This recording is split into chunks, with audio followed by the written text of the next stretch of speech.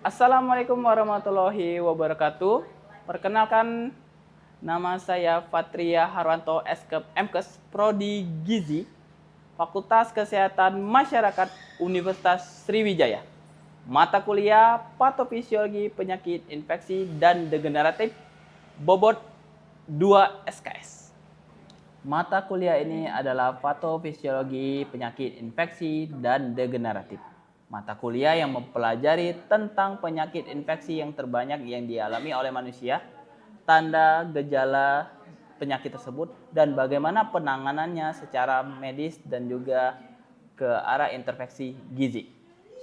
CPL dari mata kuliah ini adalah mampu mengetahui teori dasar dari berbagai macam penyakit, ilmu gizi, pangan, biomedik, patofisiologi, kesehatan masyarakat, dan pengetahuan tentang pelayanan dan kewenangan dalam intervensi gizi. CPMK 1, mahasiswa mampu memahami dan menjelaskan konsep ilmu patologi dan juga patofisiologi. CPMK 2, mahasiswa dapat memahami dan menjelaskan definisi dari zat gizi. CPMK 3, mahasiswa mampu menjelaskan patofisiologi dari penyakit infeksi. CPMK 4, mahasiswa mampu memahami dan menjelaskan dasar imunologi. Pada mata kuliah ini dengan bobot 2 SKS dengan jumlah pertemuan 16 kali, total tatap muka semuanya tanpa online, 14 kali pertemuan perkuliahan, 2 kali ujian. Ujian tengah semester dan ujian akhir semester. Maka dari itu, jumlah bobot dari asesmen penilaian dari kehadiran 10%, dari nilai tugas 20%, 35% dinilai ujian tengah semester, 35% diambil dari nilai akhir semester. Mata kuliah ini juga diintegrasikan dengan beberapa referensi, salah satunya dari referensi buku saya yang berjudul Anatomi dan Fisiologi, karya saya Fatria Harwanto, Dindi Faizer, dan juga Erike, yang memuat tentang awal dari anatomis dan juga secara fisiologis sehingga mahasiswa bisa memahami konsep sehat dulu baru dari terjadinya patofisiologis atau secara penyakitnya. Ya. Oke.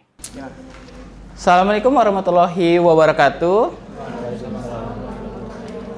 Selamat pagi mahasiswaku sekalian. Di sini Bapak Pak Fatria Harwanto. Di sini kita sudah minggu kemarin bertemu lagi kita pada hari ini membahas tentang defisiensi zat gizi stunting.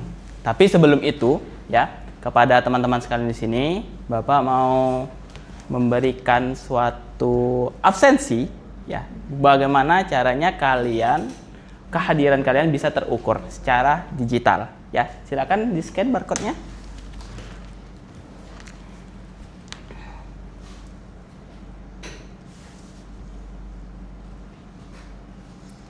Oke, silakan diisi. Mulai dari nama, NIM, tanggal kita hari ini, dan jangan lupa upload foto selfie terbaru. Ya. Oke. Baik. Oke. Hari ini kita akan belajar di mata kuliah Patofisiologi Penyakit Infeksi dan Defisiensi. Di pertemuan ini adalah pertemuan ketiga ya, dengan sub CPMK kita, yaitu mahasiswa mampu memahami konsep defisiensi zat gizi, terutama stunting. Ini kata-kata yang populer untuk sekarang, stunting, dan jadi suatu hal yang harus segera diselesaikan oleh pemerintah Republik Indonesia. Tapi ya, sebelum itu recall dulu yuk. Recall itu kita ulang dulu yuk materi sebelumnya. Ya. Oke, absensi sudah diisi di sini. Bapak minta tolong ke Julia. Julia ada Julia? Oke. Julia.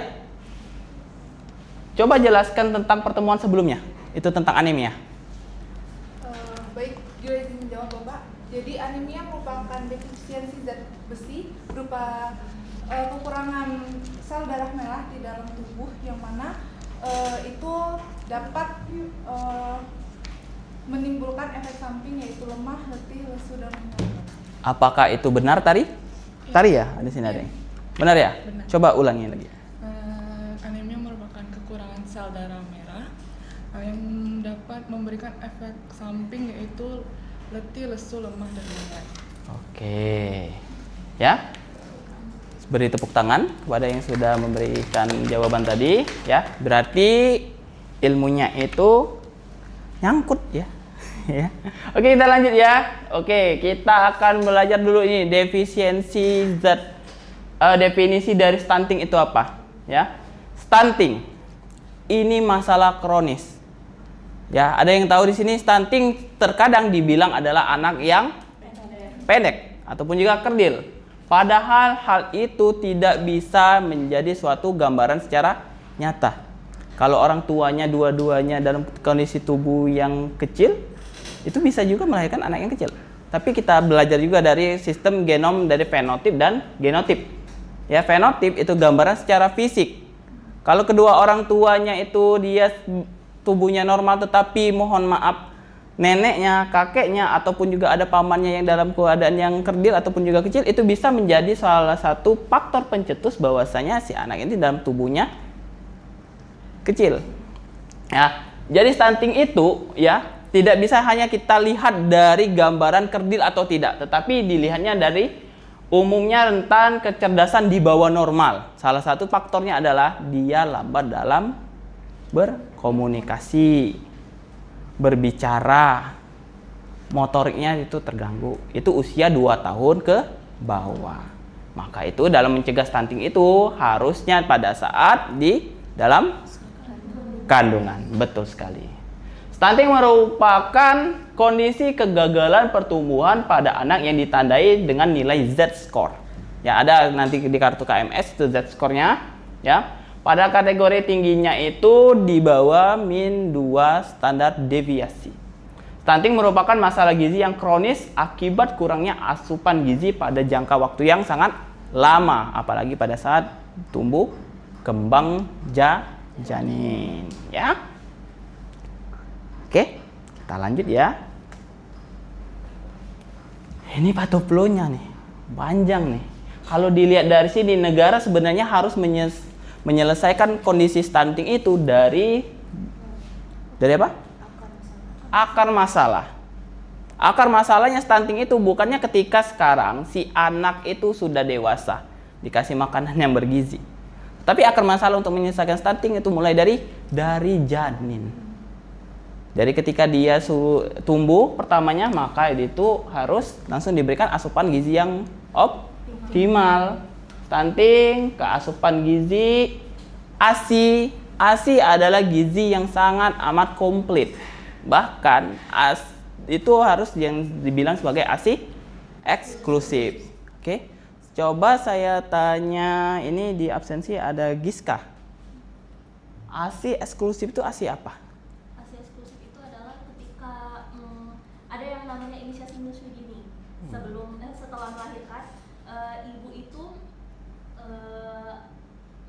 setelah melahirkan ibu itu bayi keluar itu langsung ditaruh di dada ibu untuk mengeluarkan si ASI itu atau kolostrum namanya Pak. Dan di mana kolostrum itu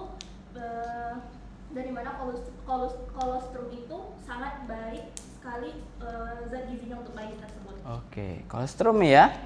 Ya, kolostrum itu ya kepada teman-teman sekalian itu warnanya hijau. Dia itu adalah sistem imun kekebalan imunisasi pertama.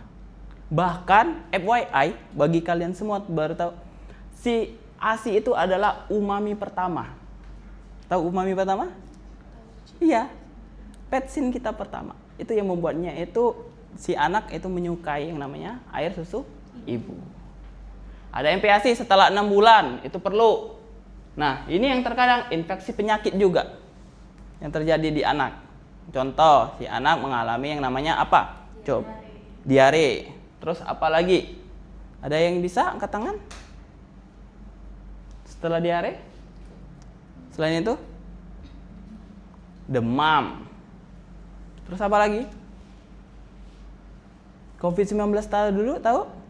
Si anak baru lahir harus memakai yang namanya masker. Ya kan? Sehingga membuat si anak itu untuk bernapas pun sulit dan membuat mereka pun untuk makan pun susah. Bukan masalah dia makannya harus ada masker, bukan. Tapi itu mempengaruhinya, ya. Terus lanjut di bawah, ketersediaan pangan tingkat rumah tangga. Tingkat rumah tangga dulu, tersedia nggak di rumahnya, dapurnya ngepul nggak? Ya, itu juga sangat mempengaruhi itu, ya. Terus perilaku asuh, pengetahuan ibu terhadap hygiene sanitasi, lingkungannya bersih atau tidak. Pelayanan imunisasi juga. Dan yang pasti di sini salah satu yang menjadi faktor pencetus ataupun juga masalah dari stunting adalah krisis politik dan ekonomi. Bapak kemarin melakukan survei di tempat daerah yang tinggi akan stunting, tetapi dia penghasil ikan terbesar. Jadi itu kan jomplang tuh. Dia penghasil ikan terbesar, ikan sungai ya, ikan air rawa ya. Tetapi angka stuntingnya tinggi. Ditemukan sekitar 20 bayi di desa tersebut stunting. Tapi dianya itu ada sungai, tambak yang tinggi akan ikan. Karena kaitannya ikan nih, nutrisi nih. Kalau ada ikan, ya kalau kata yang kemarin kan telur-telur ya. Ini kalaupun telur mungkin pun susah ya ikan ya. Ikan dapat ikan. Ketika dia dibuka si ikannya ini, ya, ikannya bukan dikonsumsi oleh keluarga, dijual.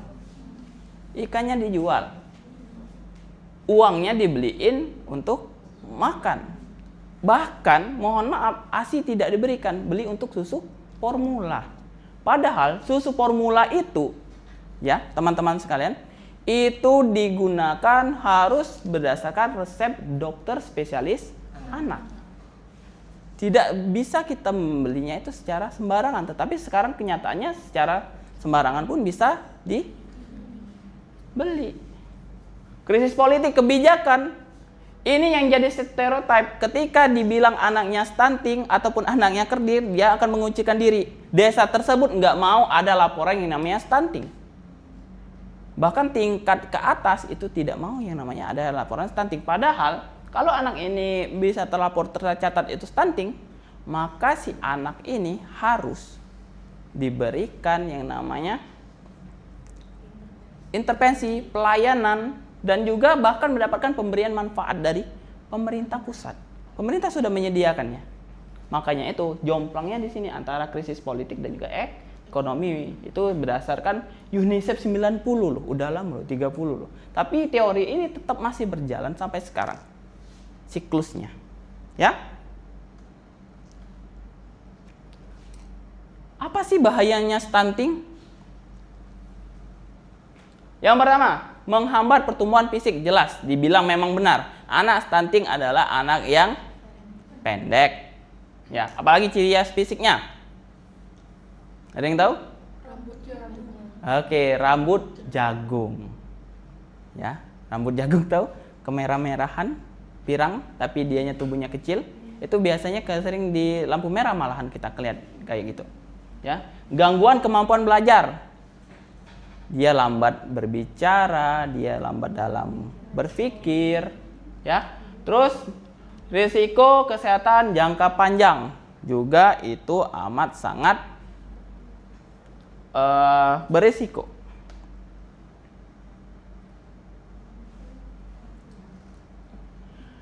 Diagnosisnya mulai dari identitas anak, pengukuran antropometri, dan interpretasi risiko. Ini akan kita sama-sama dapatkan di semester depan, ya, masalah penilaian dari status gizi. Ya.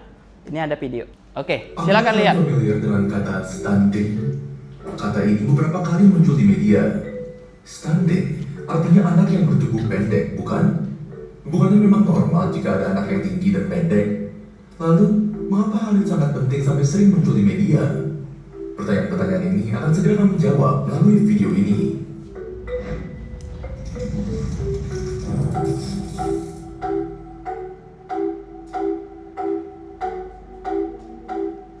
Menurut WHO, stunting adalah postur tubuh pendek atau sangat pendek berdasarkan panjang atau tinggi badan menurut usia yang kurang dari -2 standar deviasi pada kurva pertumbuhan WHO dikarenakan kondisi irreversible akibat asupan nutrisi yang tidak adekuat dan atau infeksi berulang atau kronis yang dimiliki dalam 1000 hari pertama kehidupan. Sebagai contoh, jika anak perempuan berusia 6 tahun memiliki tinggi sekitar 115 hingga 120 cm, maka dia dapat dikatakan normal untuk usianya. Jika tingginya 110 cm, dia dapat dikatakan pendek, tapi masih dalam batas normal. Namun, jika tingginya hanya 100 hingga 105 cm, maka anak tersebut termasuk stunting. Tidak semua balita pendek itu stunting, sehingga perlu dibedakan oleh dokter anak. Tetapi anak yang stunting pasti pendek. Data WHO menunjukkan bahwa pada tahun 2022, secara global, terdapat kurang lebih 148 juta anak di bawah usia 5 tahun yang mengalami stunting. Sedangkan di Indonesia, menurut survei status gizi Indonesia tahun 2022, sebanyak 21,6% anak di Indonesia mengalami stunting. Faktor yang berkontribusi terhadap stunting adalah status gizi ibu yang buruk, praktik menyusui dan pemberian makan bayi atau balita yang kurang baik, serta infeksi, baik yang bergejala atau infeksi subklinis yang berlangsung lama tapi tak bergejala akibat lingkungan yang tidak higienis. 1000 hari pertama kehidupan dihitung dari hari pertama kehamilan sampai usia 2 tahun. Fase ini adalah fase paling penting untuk perkembangan tubuh, otak, metabolisme, dan sistem kekebalan tubuh. Ini juga merupakan periode ketika fondasi untuk kesehatan jangka panjang mereka ditetapkan. Kemampuan seorang anak untuk bertumbuh, belajar, dan berkembang secara signifikan dipengaruhi oleh seberapa baik gizi dan kesehatan anak selama periode ini. Ini karena perkembangan otak sangat signifikan selama periode ini. Otak anak-anak dapat menciptakan 1000 sambungan saraf baru setiap detik selama fase ini. Koneksi yang dibentuk oleh otak anak usia 3 tahun memberikan landasan bagi masa depan mereka, karena otak mereka 2 kali lebih sibuk dari otak orang dewasa. 2 kali lebih sibuk. Stunting diakibatkan oleh infeksi dan atau kurangnya nutrisi, menyebabkan perkembangan otak yang tidak maksimal, sehingga membuat kemampuan kognitif, belajar, maupun ingatan anak menjadi tidak maksimal. Selain itu, jika anak datang ke sekolah dalam keadaan sakit, sebagian besar energi serta nutrisi yang terbatas yang mereka miliki difokuskan untuk respon imun, sehingga di sekolah mereka menjadi tidak fokus. Semua ini menyebabkan anak stunting memiliki nilai dan performa di sekolah yang lebih rendah. Kemampuan kognitif serta belajar yang tidak berkembang maksimal saat kecil akibat stunting juga terbawa hingga dewasa, sehingga membuat anak stunting berakhir memiliki penghasilan yang lebih rendah. Anak stunting kemungkinan besar tumbuh menjadi orang dewasa yang stunting atau memiliki tinggi badan di bawah 145 cm. Pada wanita, hal ini dapat menyebabkan komplikasi saat melahirkan, dan bayi yang dilahirkan meninggal karena kekurangan oksigen. Selain itu, karena kurang berkembangnya sistem imun, anak stunting menjadi lebih gampang sakit. Anak stunting juga lebih berisiko mengalami penyakit kronis terkait nutrisi saat dewasa, seperti diabetes, hipertensi, dan obesitas. Sekian video kali ini. Apakah kalian masih memiliki pertanyaan mengenai stunting? Menurut kalian, pentingkah pemerintah memberikan anggaran besar untuk penanganan stunting? Tulis jawaban dan pendapat kalian di kolom komentar. Baik, di sini kalian sudah lihat nggak apa jadi pokoknya tadi? Ada yang ingin ditanyakan? Silakan. Saya Pak. Ya, silakan, Marsa. Tadi kan di akhir itu dia sempat mention bahwa dewasa yang stunting itu akan berimpact ke masa depannya, itu akan memiliki beberapa penyakit kronis. Ya. Salah satunya itu obesitas. Nah, itu kenapa Pak obesitas itu bisa menjadi bisa menjadi resiko bagi si dewasa stunting itu? Padahal kan dia tuh base-nya udah kecil ya badannya, terus kok dia tiba-tiba di akhir dia ada penyakit obesitas. Bagus, terima kasih atas pertanyaan yang bagus sekali ya di sini ya. Jadi kenapa bisa mengakibatkannya perubahan yang berbeda ya antara satu yang dulunya kerdil, Nah, ininya jadi bedanya obesitas. Karena kenapa? Ini orang yang mengalami kekurangan dalam berpikir, ya dia akan perlu yang namanya energi yang banyak. Ya, lihatlah kalau anak yang normal itu 2 kali berpikir lebih cepat dibandingkan orang dewasa. Ya, maka itu kalau kalian ada adik-adik kalian kecil yang usianya 2 tahun ke bawah, itu lari sini lari situ, banyak yang ngomel-ngomel, itu memang dia berarti cerdas, pintar, aktif. Karena kenapa? Dia 2 kali lebih berpikir, tapi energinya langsung habis. Karena kenapa? Tubuhnya itu terus bergerak. Nah, sedangkan ketika dewasa, yang perlu kita perpikiran yang secara besar, ya kan? Besar kan? Tapi kemampuan sinaps untuk tumbuh itu dikit. Maka itu kompensasinya adalah energi yang berlebih akan disimpan dalam lemak, bukan menjadi suatu energi yang untuk dipakai dalam pikiran. Maka itulah timbal baliknya itu jauh. Yang satunya itu kerdil, yang satunya itu bisa beresikonya obesitas. Walaupun itu juga pasti akan dipengaruhi dari hormon dan juga genetik. Ya, ada lagi ingin ditanyakan? Ya tadi?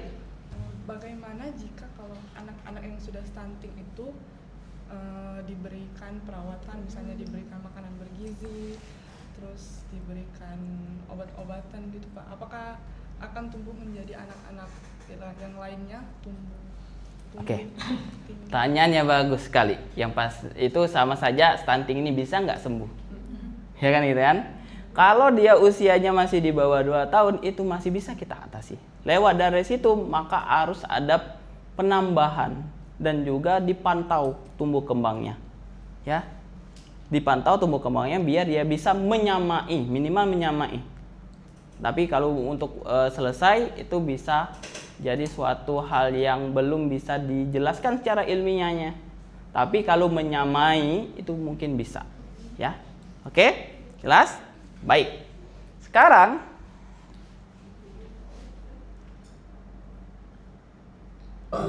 dan jangan lupa untuk like, share, dan subscribe. dia harus selesai dulu kayak ini.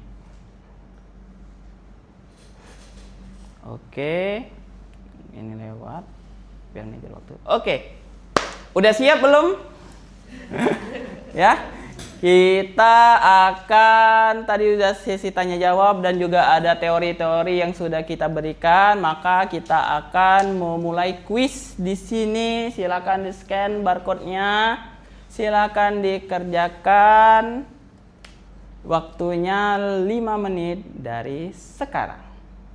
Nanti lihat itu ada leaderboard-nya situ. Oke. Baik.